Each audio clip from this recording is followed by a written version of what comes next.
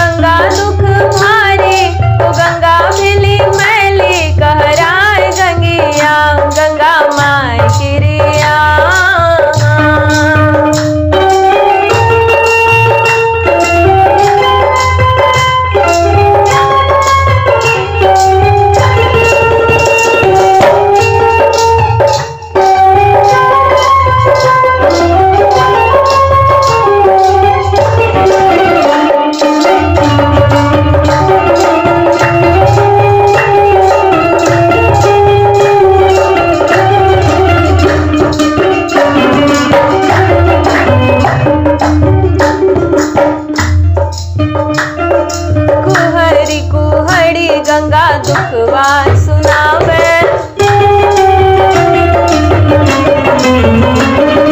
कुहरी कुहरी गंगा दुखवा सुनावे।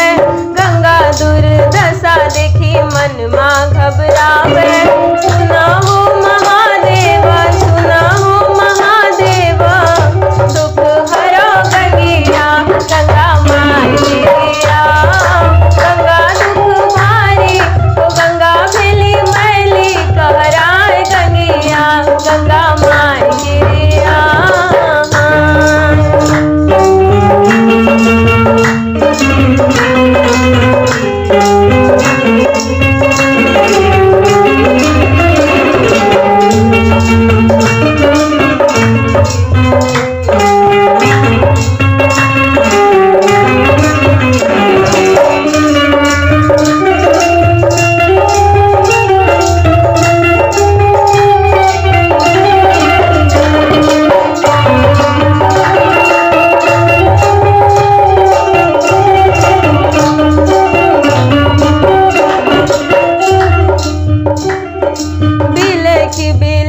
गंगा रोवे रुलावे, बिलखी बिलखी गंगा रोवे रुलावे। अचरा पसारी गोहार लगावे। सुना हो दीनानाथ, सुना हो दीनानाथ, छठ अरग बेरिया गंगा माई तेरिया। गंगा दुख भारी गंगा भेली मैली कहराए गंगिया गंगा माई तेरिया।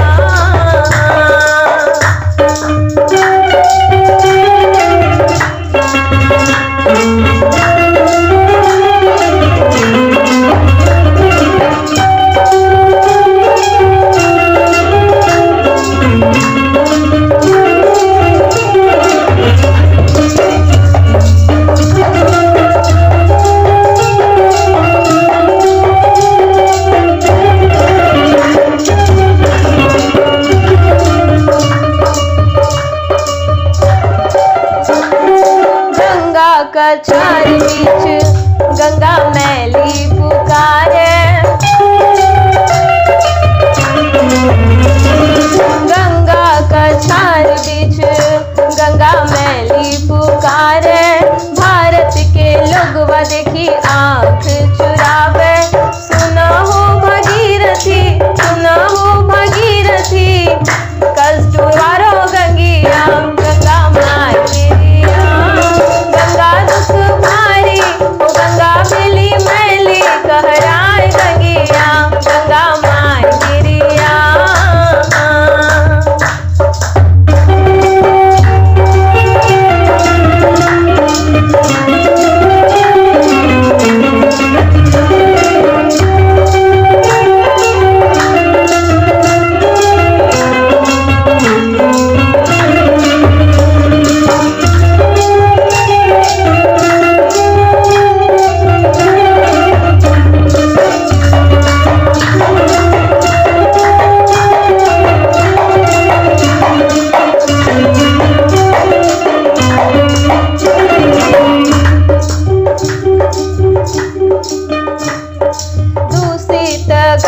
जल लोगवा नहावे,